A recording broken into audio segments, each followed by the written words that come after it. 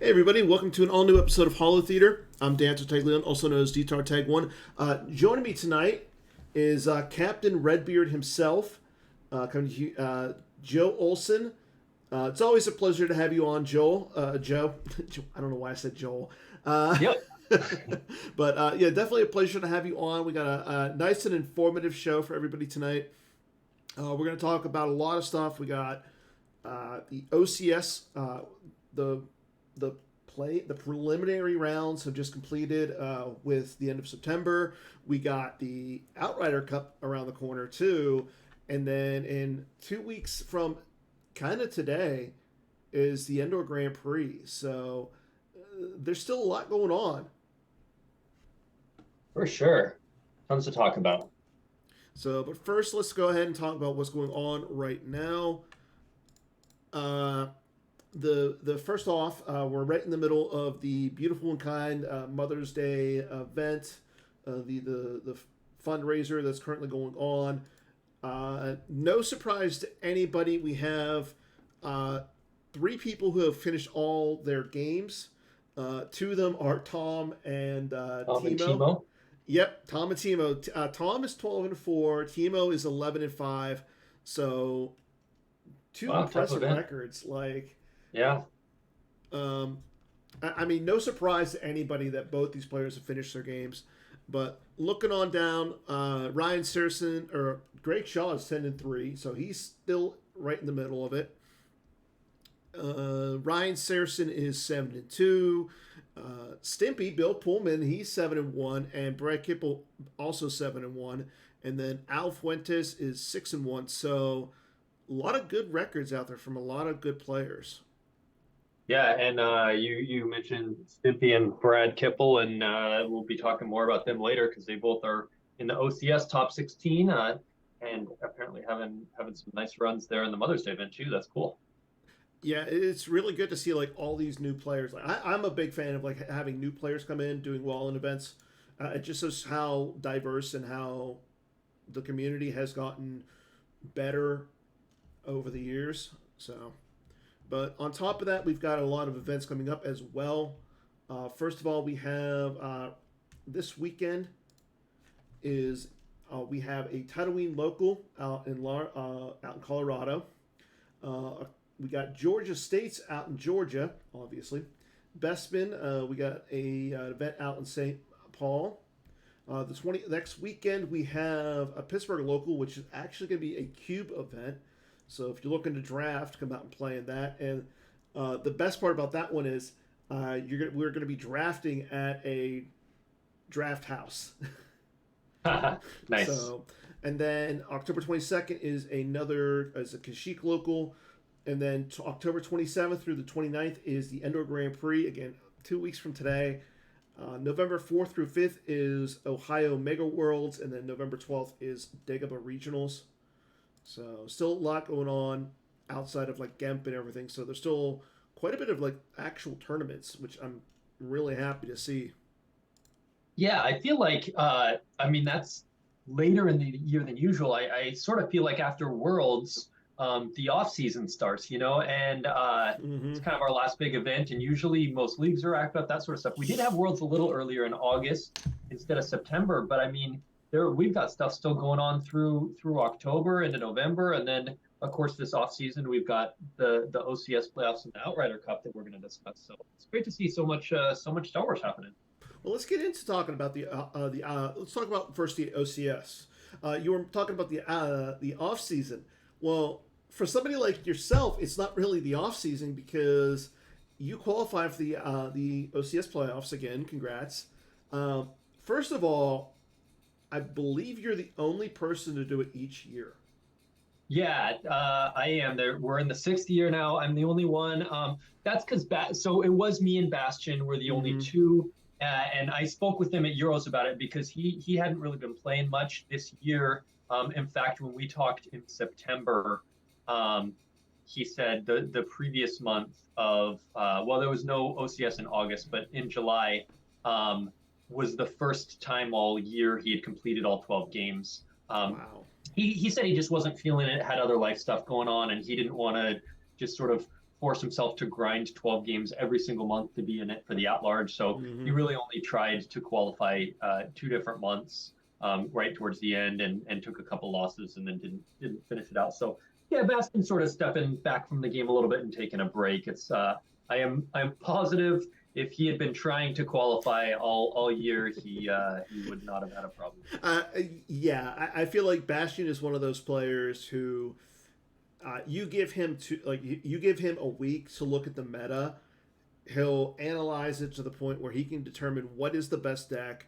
He'll play it. He'll go on there, and 12 games later, he's sitting at 10-2, and yeah, if he's motivated, and into it, he's obviously, one of, if not the best of all time. So, but yeah, I wouldn't read too much into that but otherwise, yeah, that does sort of leave me the last man standing for qualifying. So, how does it feel to be the last man standing and like to hold that title now? It's fine. It's just fun. It's just the main reason I like to qualify for the OCS is just because I enjoy it. It's such a fun game, and having the opportunity to make the top 16 and compete against essentially the best players in the world, when you've got people like Gemp Tom and Desai and MHT and Stimpy and Jeff and Kipple and Drew, and you just have this plethora of great players. Kessling, just a whole bunch of people, and it's just fun. I've never won it. Desai is ridiculous at this because he won the first one, then Bastion won, then Desai won again, then MHT, then Desai again. So Desai has won 3 of the 5 every other year, which means hopefully this year's not his year. He's like the Spurs with the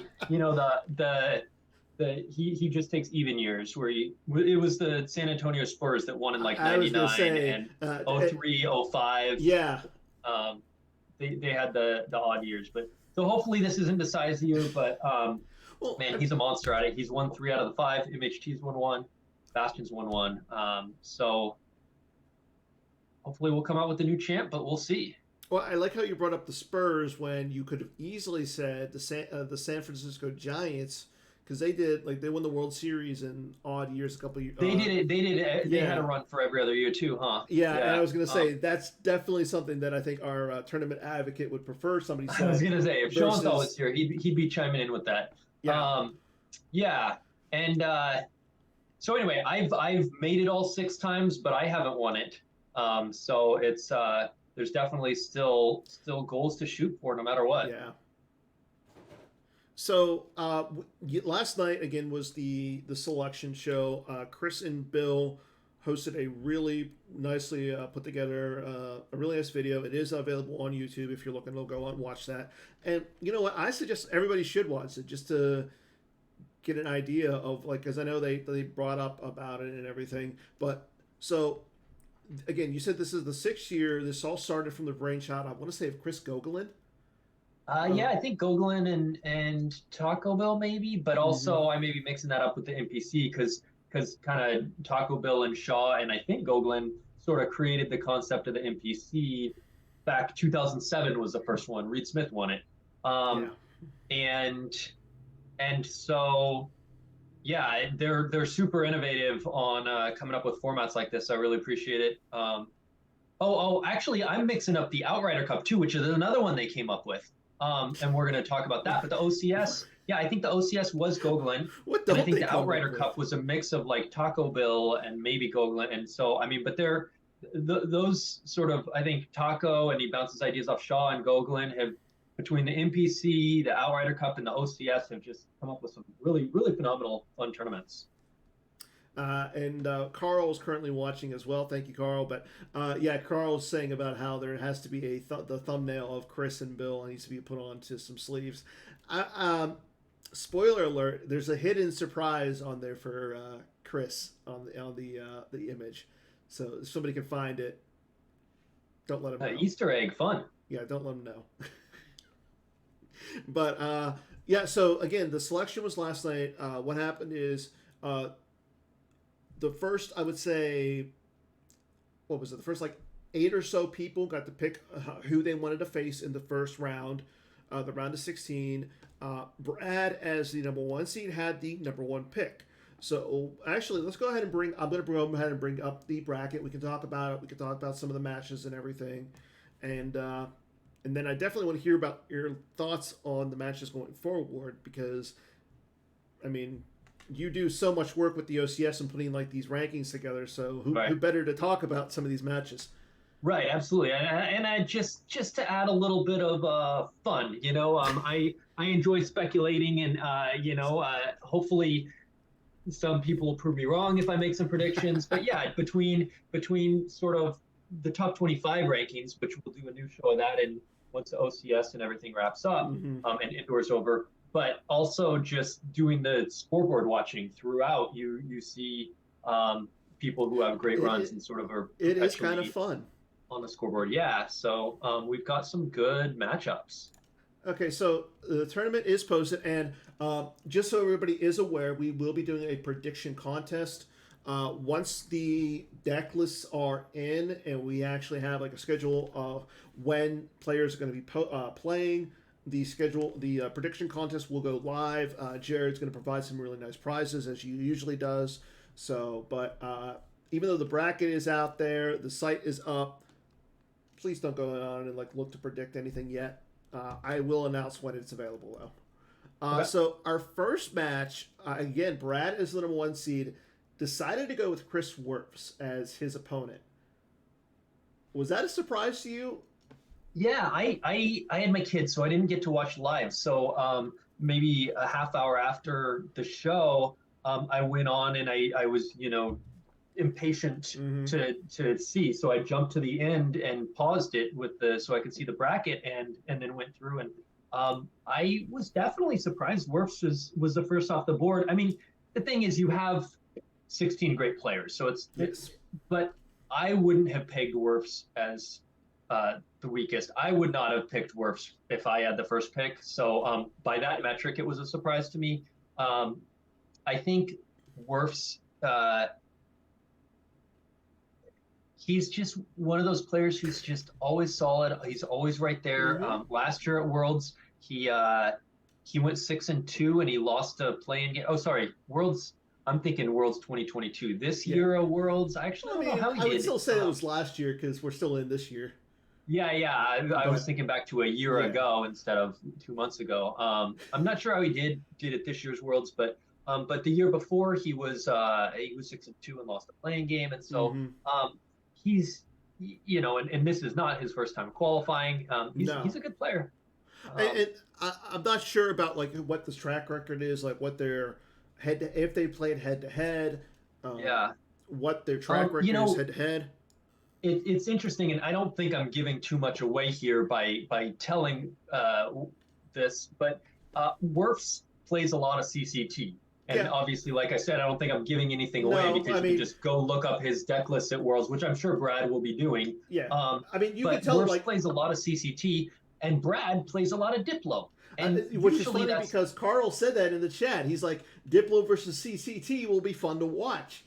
There you go. So I'm curious if that means one of them is going to pivot. I mean, so you don't want to be too predictable in match play, because if your opponent can put you on a deck, that can be real bad for you. But usually CCT is happy to see Diplo.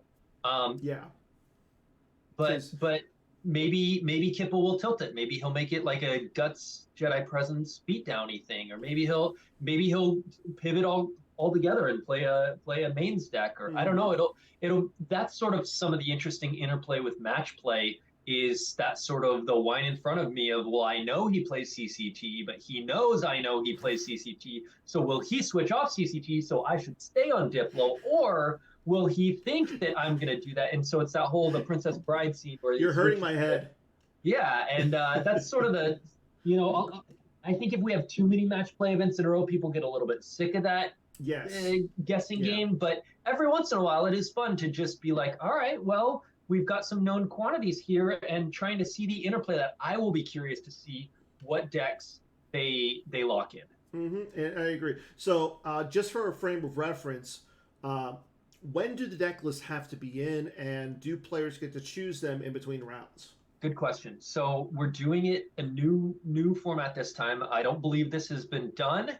So they're trying it out. But by this Monday night, today's Thursday as we're talking, by Monday night at 11:59 p.m. Pacific, deck lists are due, and they are due for the first two rounds, so the round of 16 and the round of 8. Okay.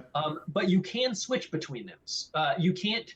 You have to lock both of them in by Monday, but they don't have to be the same locked in. So you can, if you only submit one list, then you're playing that for both rounds. But if you submit one and say this is my round of 16 deck and this is my round of 8 deck, so if you're, let's say you're Brad Kipple and you think you submit your decks for Works, you can also submit separate lists for your next round. If you think, well, I don't love Diplo against CCT. No. So I'm gonna do a different light deck for this, but I'm gonna submit Diplo for my next round if I make it. You can do something like that. So you don't get to know exactly who your opponent is for that next round when you lock it in, but it's gonna be one of the two.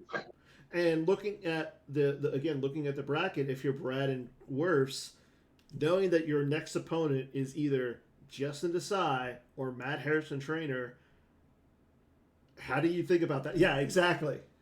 Yeah. So I was scheduling my game with Dylan this morning. We were exchanging some voice messages on Slack, and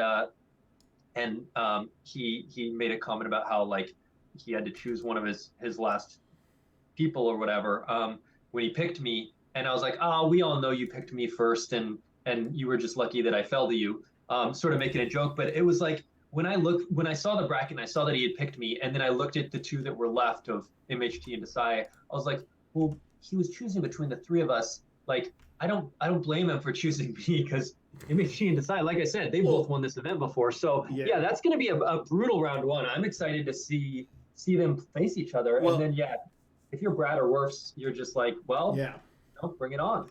And it's funny, just as a spoiler, again, I was talking to Timo today about this on the infamous Marco Polo app. He was like, yeah, I don't want to face Justin or MHT because I don't have a good record against them. Joe, I feel like I have a little bit more confidence again. So I don't know how that makes you feel. I have a spreadsheet with all my GIMP replays. And let's look up my record against Timo. Yep, I like this. All right, Dylan.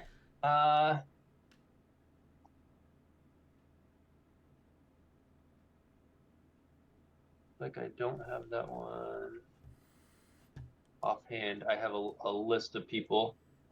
I am 7-7 against Dylan. Okay. Against Timo.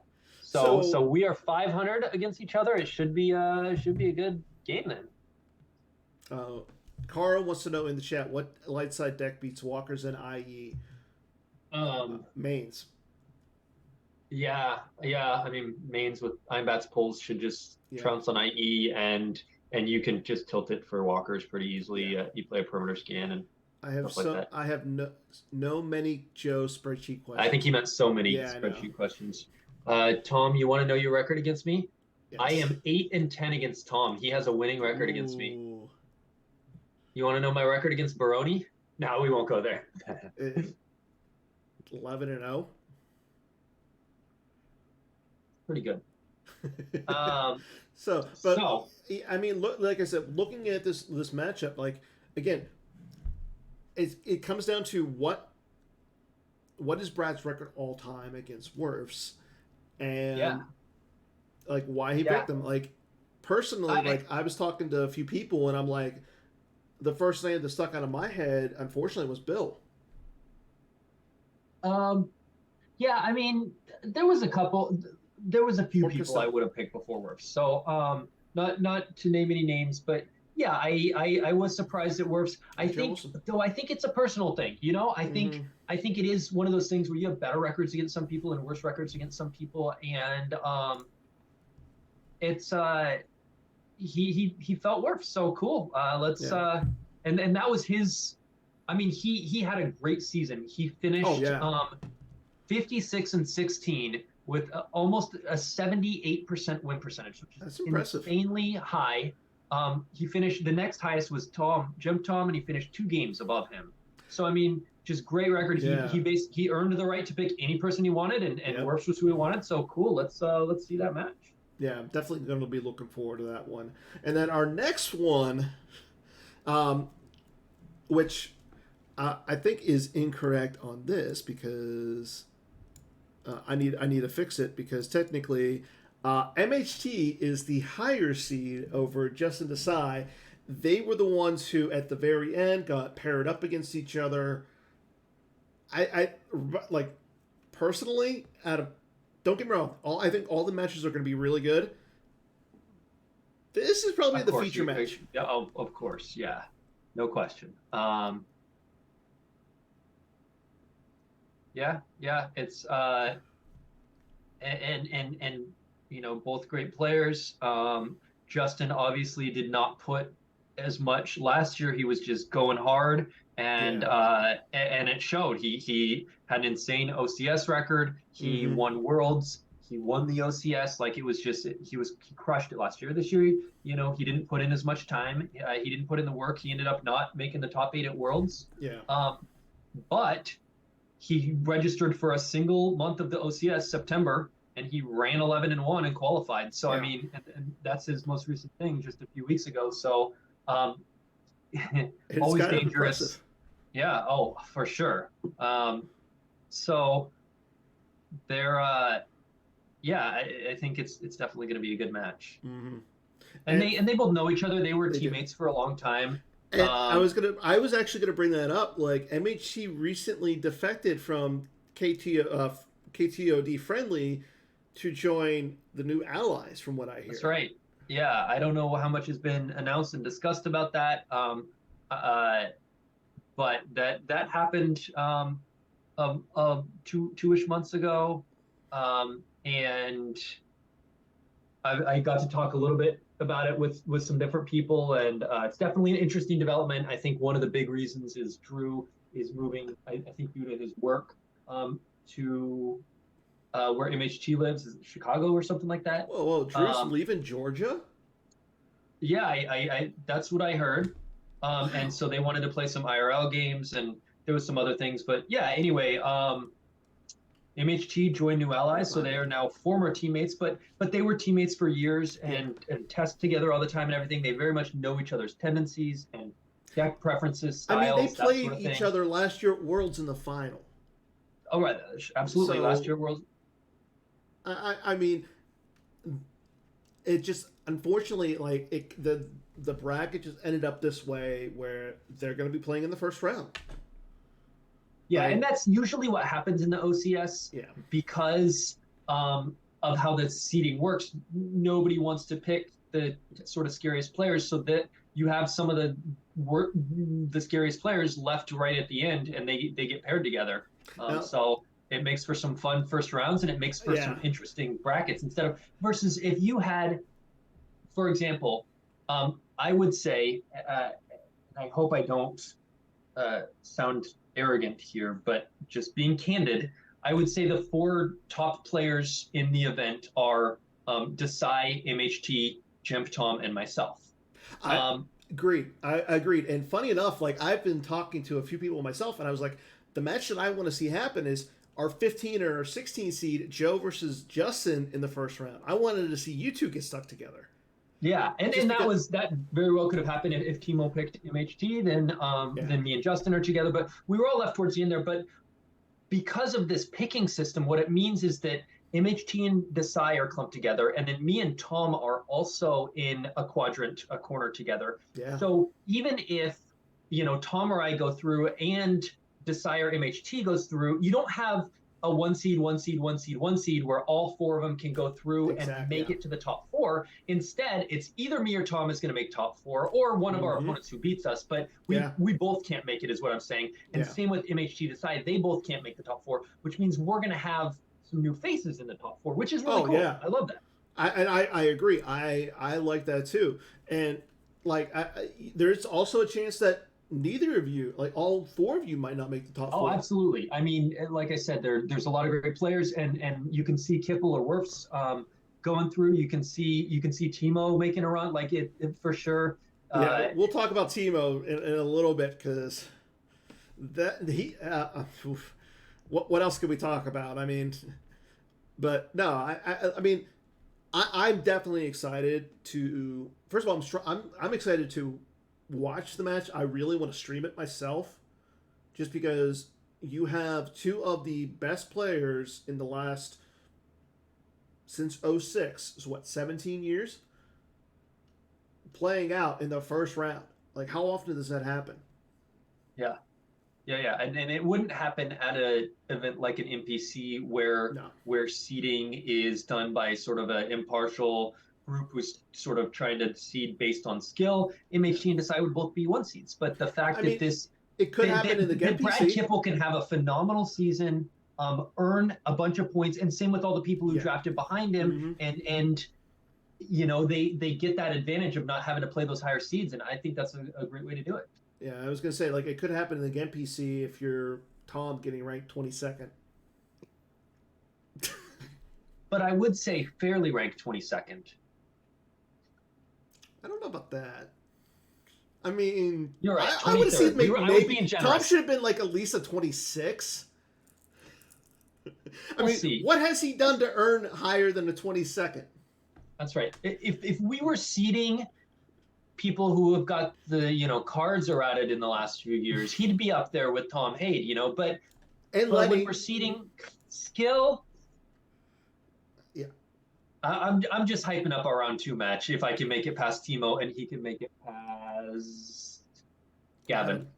Which we'll get to in a second. Obviously, Tom is a bot anyway. No, I really like Garrett's theory where Tom and Timo are the same. Because we never see them in the same place at one time. They've never played each other for all the games that they've played. No, they hardly do. It's weird. So in our next round, let's go ahead and talk about our 3 seed, because he's one of the first he's one of the rookies essentially making it into the top 16. Sam Tashima, who had an insanely good year. I mean, he made the Nationals top 8. He was I believe he was like in, was he a playing game at Worlds this year? I don't think so, but it was. I mean, he had a great year. He qualified. He went. I think 11-1 in the OCS. In March. Yeah. Yeah, 34 points. So he went 11-1 in March, qualified, and then followed that up with a top 8 at Nationals. So this was sort of a breakout year for him, which I think a lot of us have been expecting for a while, because he's a phenomenal player. Every time I play him, it is a tough game. And I would actually go so far as to say this was not his breakout year, getting a top 8 and qualifying for the top 16. I think he's going to have a even bigger breakout year next year, the following, depending on, I can't say next year for sure, because sometimes life stuff comes up and you don't focus on the game as much or whatever. But I think this is like the start of things for him. I agree. Like, out of the new allies, like, don't get me wrong, we all know Brian Fred, we all know Mike Hessling, Charlie, and Drew is like, Greg Shaw, obviously. But I mean, Sam was one of those unknowns for almost like the longest of time. But if you really follow the majors and a lot of like the local stuff, he's one of those players who has definitely grown in the last couple of years to the point where now people are like, Sam's in the top 16 for the first time. We've been expecting it. You know how in sports they'll constantly make comparisons? A new player, they'll be like, oh, this is the next blah blah blah, right? This is the next Kobe Bryant, whatever sort of thing. Sam, if I were doing that, I would say Sam, or they'll look at stats and they'll go, this is the closest comparison. Sam to me is very much like a Cole Lapine or an MHT style player. He's very conservative, but he is very sharp. He rarely makes misplays. He's just super methodical, super logical, and he's just so hard to beat because he's just like he's a machine. He's just like, it's like playing tennis against the wall sort of thing. And I put MHT in that category. I feel like Cole was very much that way. If any old school players remember Cole, of course. Oh yeah. And so I think Sam is very much in that vein. If I were doing a comparable, that's his comps for me. Now and again, like Sam is one of those players who he knows to one particular deck in particular. He's a very good quiet mining colony player. Yeah, Like he absolutely. knows how to play it. He knows how to win with it. He knows how to beat it. Well, but also besides that, I would say he's a very control-y player too, because he Yes. also plays no idea. In fact, he beat me with no idea at nationals in day one. So, but QMC is his bread and butter. But those two are both more control-y decks. So, yeah, if you're his opponent, if you are, um, Bill Pullman. Oh, yeah, if you're Bill Pullman. Stimpy, Bill Pittman. Bill, and you are uh, gonna play Sam, you know that Mm-hmm. he likes those control style decks, and then the question becomes, what do you do to take advantage of that? And And let's so talk about Bill for a second. So, Bill was one of, I believe he was the first year-long qualifier, the at-large bid. Or no, he was uh, the second half at-large, he was the second half at large yeah. bid, going 28-8 in the second half. Which is really impressive. I mean, that it's a And solid, and it wasn't on a tiebreaker either. He was the no, only one to finish that in the second half. Um, he was a game ahead of Shaw, who was yeah, next at 27-9. And if you extrapolated that 28-8 to the whole season, it would have matched Kipple's 56-16. So obviously he didn't do quite as good in the first half.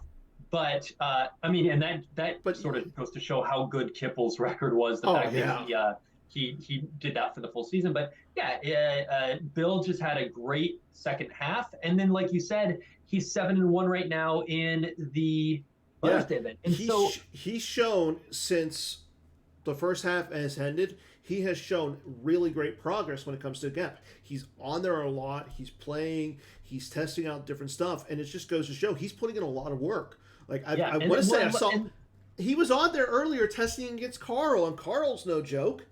nice, yeah. He and again, if you look at sports, a lot of times when going into playoffs, they talk about a team peaking at the right time.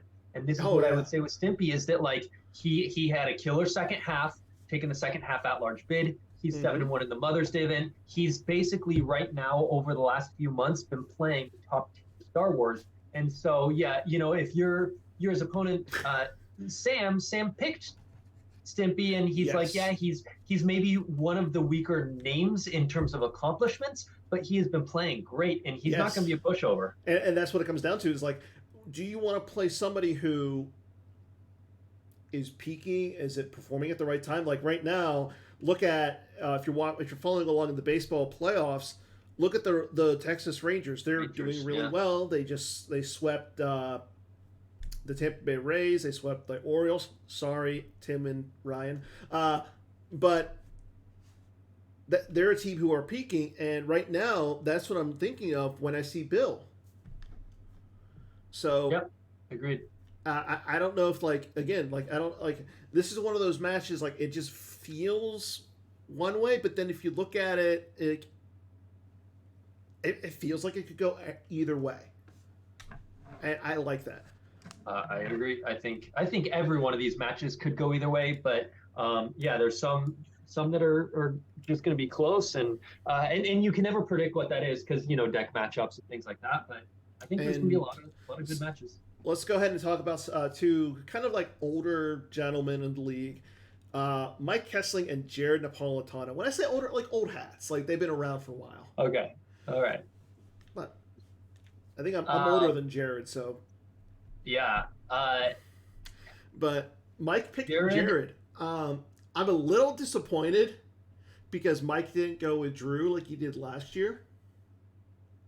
Well, so last year was sort of special circumstances in that they had there was some kind of situation, and I hope I don't bungle this too badly that they get upset or something, but it was like one of them had like a vacation or something where he wasn't really going to be able to do much prep or whatever. So they were like, you know what, let's just match each other, and then we'll just like choose our decks and play it out. And it just was like, it worked better for them to play each other last year. And I that wasn't the case this year. I don't think, and I think they're sort of bummed that they ended up in the same quadrant because I think they'd love to face each other in the finals, you know? So, yeah. And I mean, I would love to see it. Like, I know they're good friends and everything. I just like, I'm an entertain.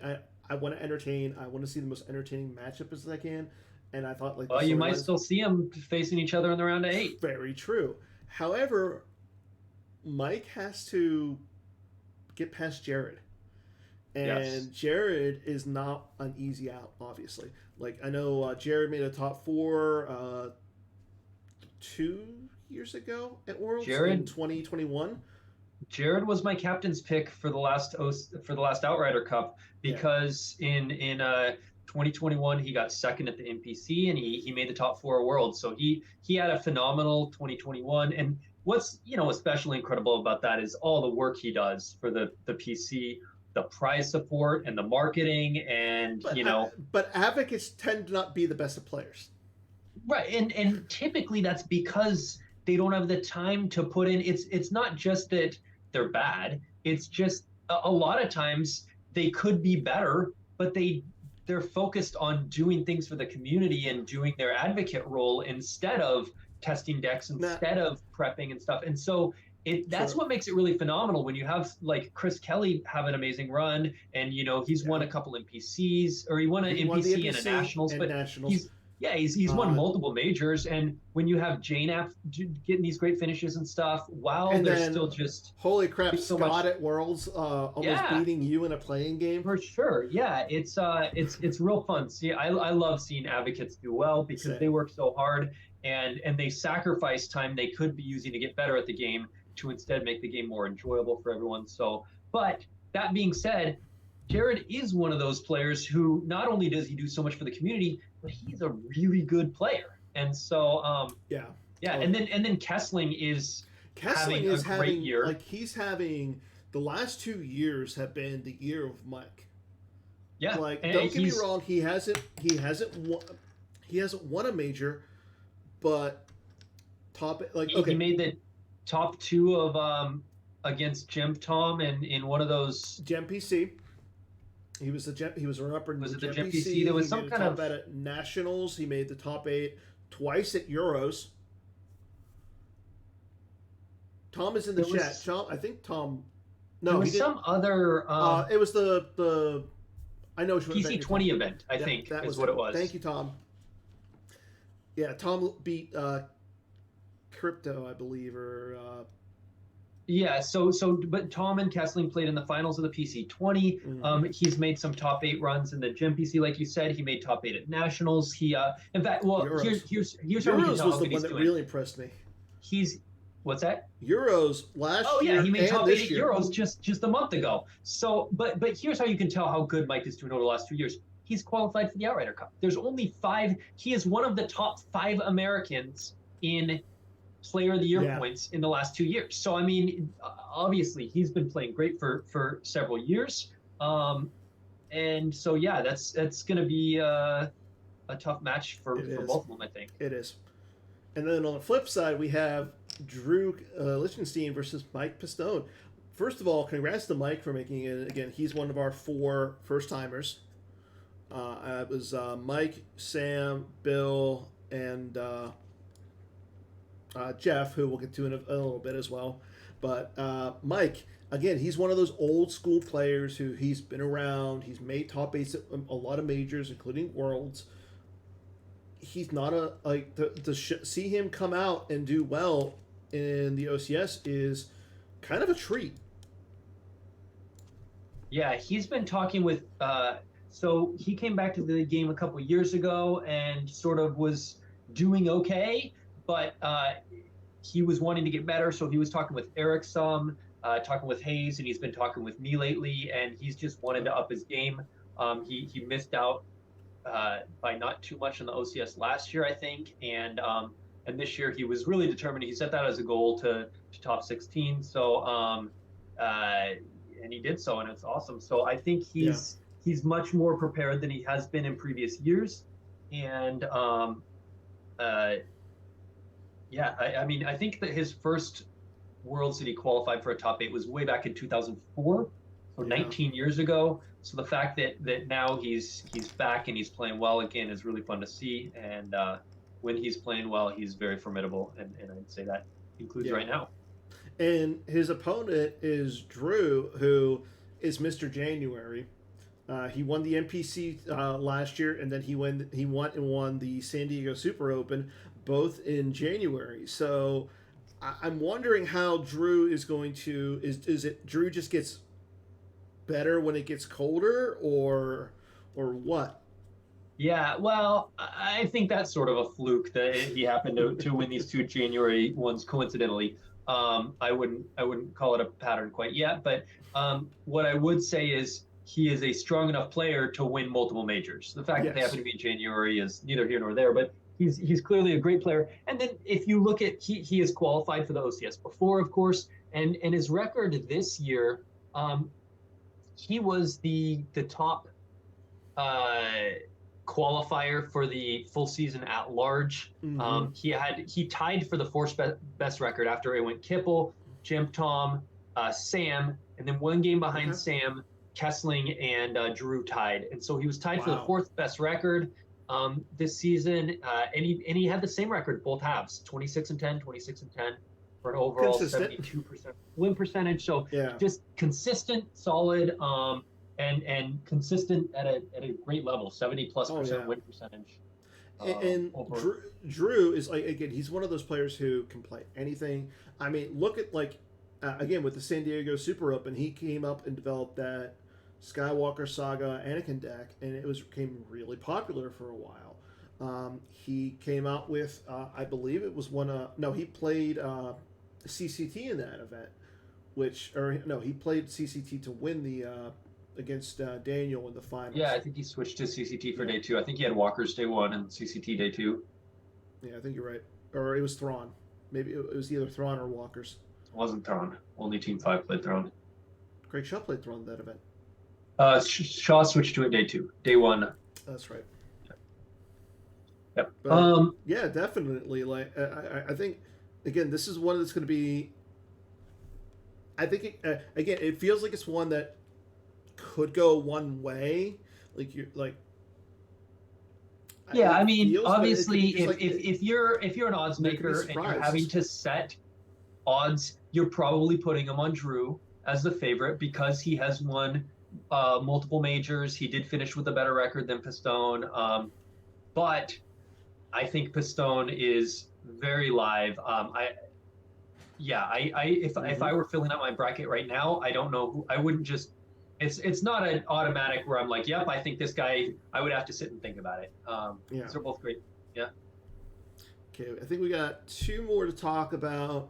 3 more to talk about. We haven't talked about the next one, who is Tom versus Gavin. Tom is our number 2 seed, and I have it on high authority that he was told not to pick Gavin, but he did. Who told him that? Why would anyone have any authority over who? Tom earned the number 2 seed. He got the right to pick anyone but Brad Kipple and whoever Brad picked. So I don't know. Because what I'm hearing is whoever told him was stepping out of line. What I'm hearing is Tom has not had the best of records against Gavin. So they advised him, maybe. Yes. So, and Tom being the, I don't want to say hyper competitive, but the likes to have the challenge presented to him, decided to go with Gavin. Okay. So, yeah, I mean that surprised me because like I said earlier, I have a losing record against Tom. I'm 8-10 against Tom, but Gavin I have a really strong record against. So it does surprise me to hear. I wonder if there's something in particular about Gavin's decks or play style or something that makes Tom trouble. He is kind of a main type of a player. I know he likes for. I've seen him play a lot of not like my father. Let the Wookiee win with like home one and and those type of decks, but that is hard for Tom, who only plays like two ships, whatever. Zuckuss and Mist Hunter and a Fett. That home one is hard for that to crack. It is so. It's hard to crack home one. But the thing is, Tom likes to play these a lot of battlegrounds. I'm going to draw as many cards as I want. I'm going to have the things. And I like the thing that Tom is in the chat right now saying, I am vengeance, chewy, yummy vengeance. I'll find a way to win. I like that. I like that he is. I love that you went ahead and picked Gavin because, again, not for the. I like it because he is wanting to rise to a challenge here, and I respect that. Yeah. I think. Yeah, I think the onus is on Gavin though. Even regardless of what their head-to-head record is to this point, I think the onus is on Gavin to try and figure out Tom and what. I mean, Tom, to his credit, not only is Tom a phenomenal player and deck builder, but he also publishes these tournament reports that are just like ridiculously lengthy with his thought process, with links to replays of the games, and they're awesome. They're great. Like they are such high quality content. Tom puts out the most meticulous tournament reports. And what's phenomenal about that is he doesn't hide his secrets. He's not like, oh, I want this competitive edge. He's like, I'll play anyone, anywhere, anytime. Please join my table. Come on, everyone, join my table. Why are you not joining my table? And playing open games where you can see his decks and he shares these tournament reports and replays. And it's like, I think it's great for the community. I really appreciate that he does that. But he does give up a little bit of a competitive advantage. The only knock I'll ever have on Tom is I want him to come to Endor. Oh yeah, for sure. I'd love to see him at in-person events. Yes, I want him at an in-person event. Come on, Tom. Come on. I want him at an in-person event, but no, I again, this is one of those matches I'm looking forward to watching, and because one, Tom, you're a great personality. You're fun to what I was going to say is I think the onus is on Gavin to figure out Tom, but I think the tools are there because Tom is so willing to share and at the benefit of the community and at his own expense. Gavin can go and read those and try and think about like, how am I going to approach a Tom style deck? And that's fun. I think it'll be interesting to see. I will be a little bit disappointed if Gavin just runs his usual stuff and doesn't have it tilted for Tom. So personally, I'm potentially facing Tom in the second round, and on Monday I got to submit deck lists for the first and second round. So let's talk about that in a second because we're going to talk about Justin Branch and Jeff Levine for the before we get to you and Timo. So Justin Branch, he has made again. He's no stranger to the OCS championship. He's made the finals. He lost to MHT a couple of years ago. Whereas Jeff is a pretty good player. I think he won the Indoor Grand Prix in his first major.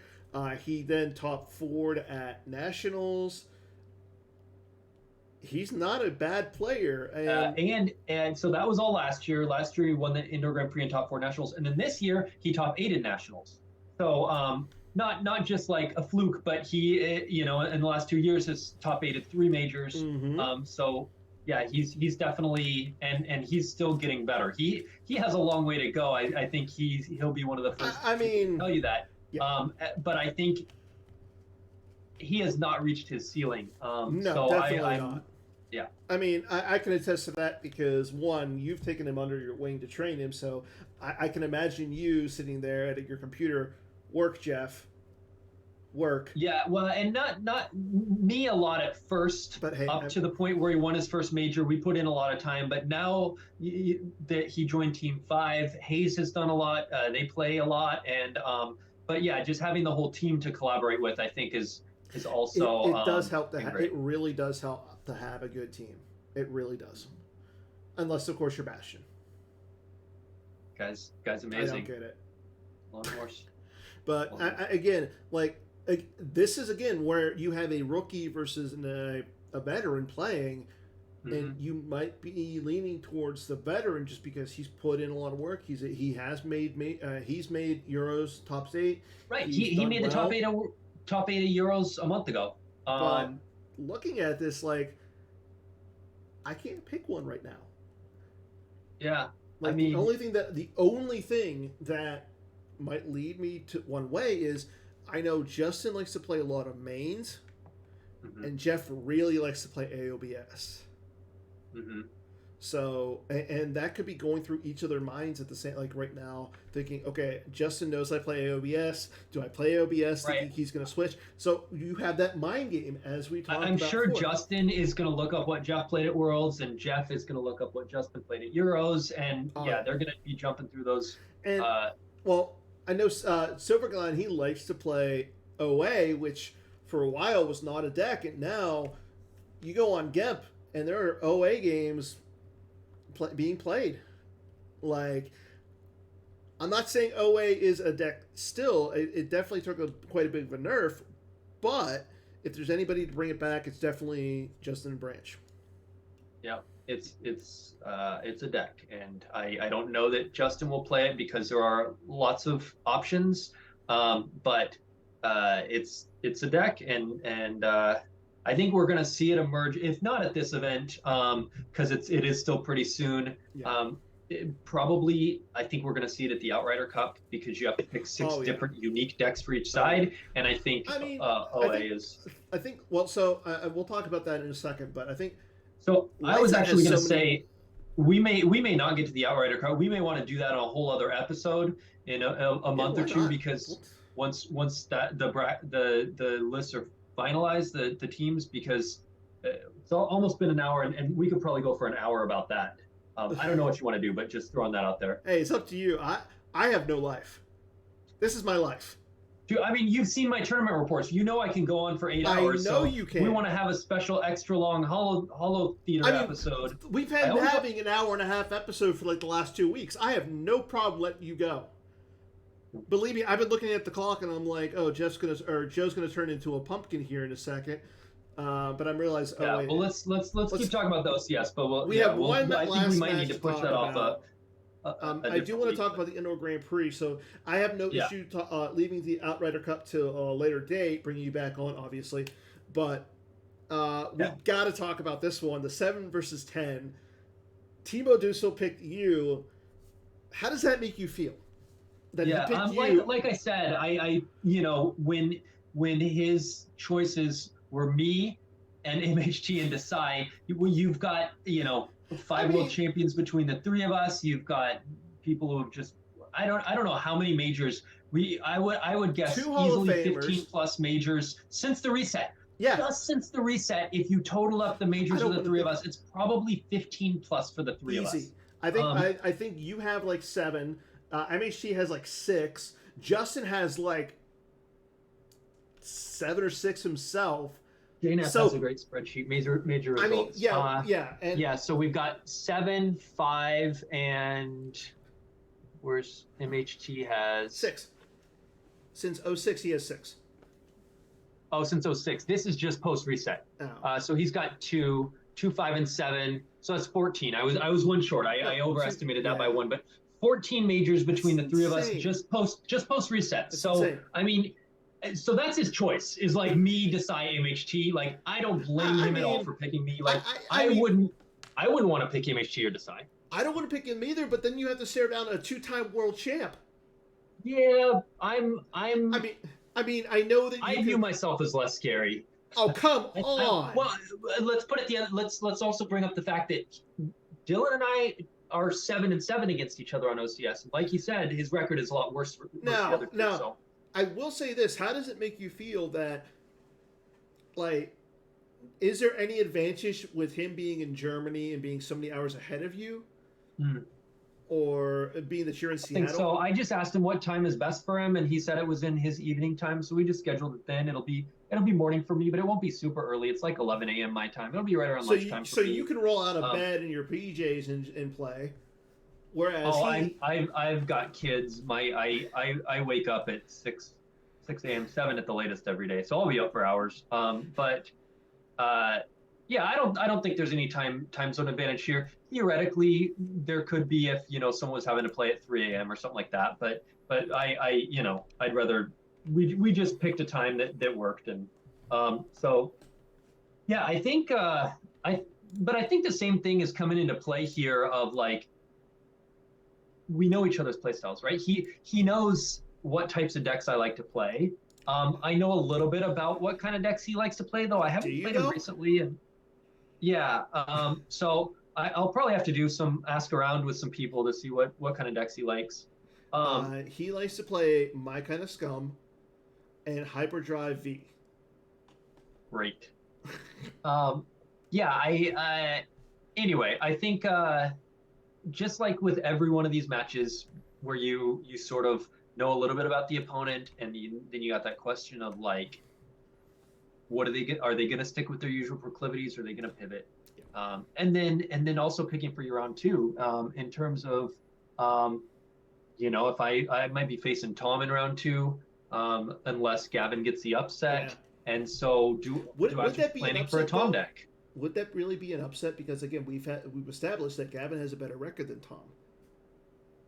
I don't know if he has a better record, but he at least has a decent record. I don't know what it is, but I do think it would be an upset. I think Tom is the favorite, even if Gavin has had success in the past against him. Okay, Joe. I think we got to get to the point. Yeah. I want your prediction. Top 4. Go. Top 4. All right. I gotta look at the bracket. Yeah. See what's possible with. All right. I think. So I gotta pick Desai or MHT to come out of the upper left, and if I'm picking between the two, I'm gonna go with Desai. Okay. For the bottom left quadrant, I'm gonna go Kessling. Okay. And then for my quadrant, I'm gonna go Jump Tom. Ooh. And for the other quadrant, I'm gonna say Jeff. Okay, so we're gonna have. I was gonna say you're going Jeff, with your Tom, Desai, and Kessling are my top 4 gut pick. I don't know that when I fill out the bracket when it's available, I don't know that I will have those 4 if I think about it a little more, whatever. That's my top gut reads. I was gonna say my gut reaction right now, Desai. I'm gonna go with Drew. I mean, well, one, I want to be a little different. I don't want to list off the same, but I think Drew has something a little bit to prove, losing to Mike last year. I'm also gonna go with Tom. In any event, Tom is hard to pick against. And then for the last one, I'm going to give it to the rookie. I'm going to say Sam. I think that one's the hardest one for me. That's a tough one because those 4 are just very solid top tier players, but there's not necessarily one where you're just like, yes, this guy has won. Treadwell's the only one in those 4 who's actually won a major, but he is newer still, and so it's tough to pick. If I had to pick a finals, I cannot not pick Tom versus Desai. I can't. Well, we'll see. But we will.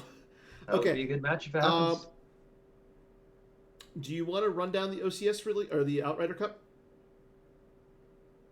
No, let's it's a whole long thing. Let's save that. Yeah, you know what, Tom?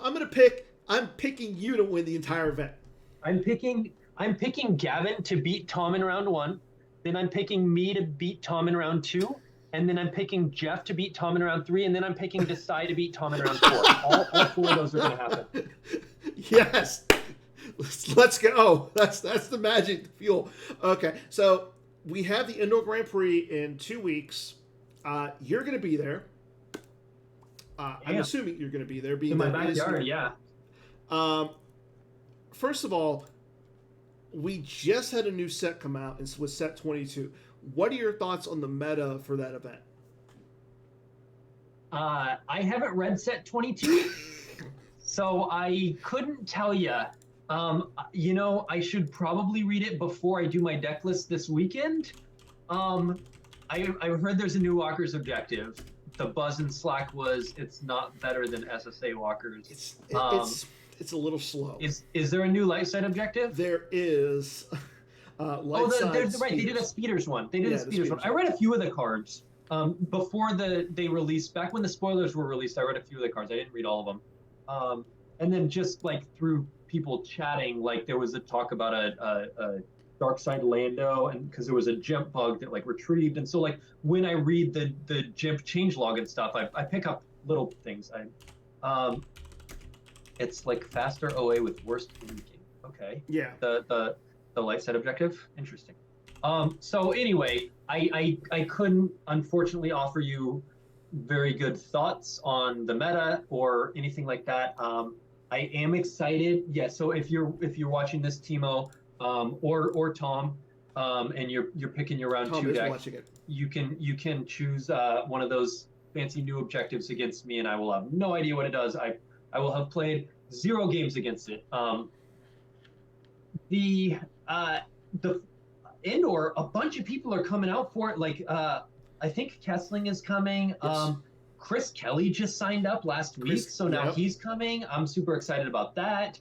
I think I'm going to bring up the list of people who have registered. There's 29 people. First of all, some of the big names include Ryan Saracen, nice. Eric Spixma, coming out from your Eric and Kuhn are taking a holiday. They're traveling up through Canada. They're going up to like Banff National Park up in British Columbia. They're spending a couple weeks, and then they're coming down to indoor at the end of their trip. So that's Mike that's Kessling, awesome. Brian Fred, Werfs, Chris Kelly, myself, Mike Turner, you, Phil, Sam, Kyle Kalin, Hayes. Like, looking at the lineup, I mean, first of all, we're missing Kyle Kruger. Where's he at? He'll be there. He isn't the fly, so I would hope so. Yeah. I mean, looking at like the field, it feels like there's, I would say 6 to 7 players. I'm like, okay, they can probably make the top 8. I think this might be the toughest indoor field we've had, or maybe toughest in at least a few years. One year we had Chu and Sokol and B-Fred and people out. That was just a joke year because, I mean, when you have Chu and Sokol, it's just like, really? Yeah. Who's going to win? And it was Chu, but Harpster made the finals that year and opted to draw 8 cards instead of 12 with his surface defense. That was that year that's still infamously referred to. But yeah, it's a stacked field. It kind of is, and I mean, I'm excited to be there. I mean, second of all, but I mean the meta to me, it feels like it's kind of in that same post Worlds meta. Like, there are a few cards in this new set that are good, that might be used. Like, the big card to me is the new Kylo Ren. Like, pretty solid card, can do a lot. I wouldn't say it's necessarily it's something that puts map over the edge of like where it was at Worlds, but it's definitely a card. I think the big card is the new maintenance cost character for Darkseid, though. The Screaming Lando style card. Yeah. He'll get it's a utility card, so he gets slotted into a lot of stuff the same way Lando or Ray. You can't slot him in. The only thing is you can't slot him into anything that plays episode 1. You can't slot him into a Scum deck, but unless you put him in space and Scum. But or is he a pilot? Yes. Okay. And he just like Lando, there's a starship that if the light side opponent, if your opponent initiates against him when he's piloting, he gets to retrieve a card, add it to the power. So. Oh, did that ship come out in the same set, or is that like a future? It's the Night Buzzard. Okay. So. So he could be in some kind of combat response deck or something. No, it's a permanent pilot though. That's the only problem. Oh. Yeah. Okay. But it's. That's what I'm seeing. Again, I know you haven't looked at 22, which again is a little bit astounding to me. But then again, I think you've been. We were supposed to have a team call on it. I've been out of. I went down to California camping for a week. I went to Yosemite and Kings Canyon, and Sequoia National Parks. I didn't even have reception for like I was 4 gonna say days. I don't have any issues with that. I mean, that just sounds Yeah. peaceful and relaxing. Yeah, it was great. It was great, but Star Wars has not been a high priority for me, so I will read it. Same thing happened with the last set. It took me a couple months to finally read all the Clones cards, but I did it before Worlds. I'm sure I will read everything before Indoor and probably before OCS stuff. I would hope so. Maybe not that I one. mean, I don't want to necessarily like you're just giving me more ammunition to pick Timo. I mean, if Timo wants to do walkers for the light side of Hoth objective, and they're good, and I can't figure it out on the fly, more power to him. I am, but I don't know. Like, who do you have in your top 8 for Endor? Like I said, there's 29 players. All right, let me pull up that list that you were just looking at. Right now, there's 24 for the full weekend and 5 for the main event only, which is a little interesting. I don't know why. I like how you and Hayes always do only the main event. Like you all guys are going to make the top 8. Well, just more that we're not interested in the what do you call it, the team tournament and stuff usually, because we have our team. But there's a sealed event. Oh yeah, I actually signed up for the sealed event. I might need to change my registration or just There pay you for go. that a la carte or whatever. Yeah. Top 8. All right. Well, so we've got Hayes Hunter, Kyle Kruger, Phil Austin, Joe Olson, Lee Edwards, Cal Aldred. So there's 6 Team 5 people. And then who should we throw in as the last 2? Let's say Kessling and Beefred. Wow. I mean, there's no Batmouse, so I mean, Cal's gonna not have his customary 2 losses to Batmouse. I gotta go with Joe and Hayes. Uh-huh. I'm gonna go with Sam. I think Sam's having a nice year. B-Fred. You know what? No, I'm not gonna take B-Fred. Cal is not even pre-registered. What the heck? Who? Cal I know. isn't even pre-registered. That's why I'm like, where is he? I'm adding him right now. I'm gonna go with Joe, Hayes, Sam, Chris Kelly. That's 4. Kuhn, 5. Mike Kessling is 6. Lee isn't either. Chris Werfs is 7. And my surprise pick is going to be Ryan Saracen. Yeah. Did you say Chris Kelly? No, I'm leaving Chris off. Fire emoji. What? Fire emoji. Well, he's playing Hitko in Revenge of the Sith Vader. Hitko's legit now, I heard. I haven't, like I said, I haven't read the set, so I think it gets a helper. But someone said Hitko's like strong now, so I really like. I would check out the new Luke is actually really good. Okay, I did read that Luke back when they announced that. Is that the only helper? No, it got Twilight is upon me. You can pull a docking bay. You can pull a mobile docking bay, and it gives you the activation. Okay, so you can pull like Homeland docking bay and Profanity. they don't have a Death Star 2 docking bay, right? So Death Profanity. Star. Oh, okay. So you pull those 2 docking bays. It gives you the you get, unless Walkling's on the table, you can get an additional activation. Oh, it's like Outside a of that, pseudo Walkling that pulls docking bays. That seems good. Yeah, but you don't have the force retrieval, and you can't pull an effect. Yeah. So it kind of. Yeah, I'm trying to think what effects you would pull there. Sometimes you played lightsaber proficiency, sometimes relatively unprotected, but Disarmed. probably fine giving that up. Oh yeah, disarms. But your Luke is already immune to disarmed, so disarmed is best in something like the Yoda muting Jedi business, where like you pull your disarmed and activate phase with Walkling, and then play it as first action. But I mean, there's a lot of Hunt Down running around right now. Yeah. Yeah, Hunt Down. Carl, thank you. Unita. Oh yeah, that's a good card to pull. That's good call, Carl. This is why I like Carl. Like, he's really incisive. Carl knows his stuff, man. So much Hunt Down right now. Yeah. Well, with Casey, piloting it to second at Badmouse. Worlds, Hunt Down is a fairly autoplay deck. Yeah. And so it's whenever it's strong, people like to just sort of pick it up. Puts a lot of pressure on. No, and then I know there's a few more events coming up, like we were saying. We had in December. Apparently, it was announced earlier today that Nevada States is going to be in Las Vegas in December. Vegas, baby. So if you can go to that. Right in Jeff's backyard, so I'm pretty sure he'll be there. Yep, he will. And unfortunately, I can't go because I'm taking my kids to Disneyland that week. So I will be in California, but not in Nevada. And I'll be house sitting as my family's in Disney World. Oh, funny. Yeah. Well, but into that. There's also the Ohio event. Yeah, that's third. Almost. I think it's like up to last time I checked. That's going to be a really big event. Joe, you should really fly out to that. I actually would. Hayes actually was trying to convince me that yesterday. He looked up tickets for me. He's like, hey, it's only like $250 round trip from Seattle or whatever. But unfortunately, I am in New Orleans that week with my girlfriend.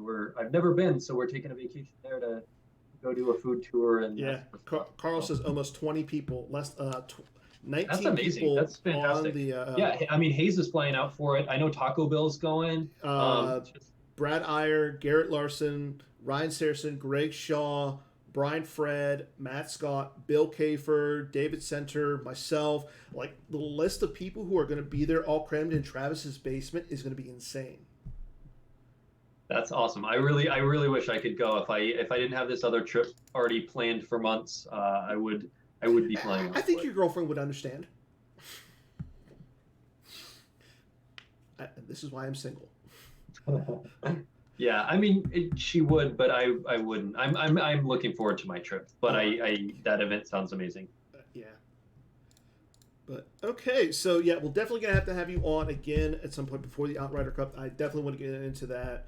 I'm excited for the OCS. Right now, I believe we have your game scheduled with Timo. What day and what time is that one? Timo and I are playing at 2:00 Eastern next Thursday, the 19th.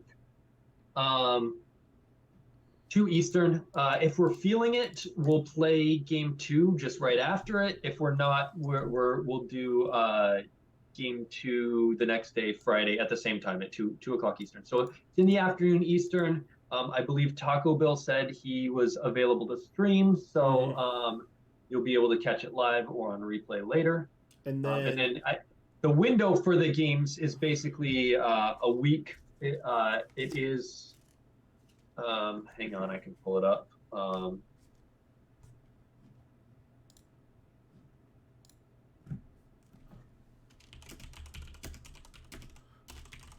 nope, this is the wrong. And then on top of that, on the 19th, Mike Pistone and Drew will be playing their game at 8 p.m. Eastern. They're going to be playing both of their games that night on the 19th. So instead of Holotheatre, we're going to be streaming Drew and Pistone. Fun. So that's going to be a good one to watch. And so it looks like the 17th through 25th. So essentially, in between next Tuesday and the following Wednesday, there's an 8-day window starting middle of next week that we're going to see all 8 matches over the course of a week. So tons of Star Wars, tons of stuff that'll get streamed and replayed, and should be fun. And then we got the Indoor Grand Prix, so make sure you turn into the Twitch channel. There's going to be so much going on in October and November. So yeah. But thank you for coming on, Joe, to talk about the rundown of the OCS. It's always fun to have you on.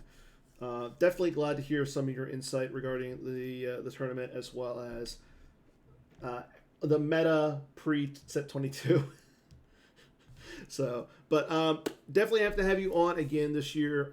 It is always a pleasure. Yeah. The Outrider Cup's going to be phenomenal. Which is, we ran long here, but hopefully was interesting talking about the OCS that's coming up. I think all of these matches are phenomenal. I'm going to enjoy this week just like watching a bunch of them.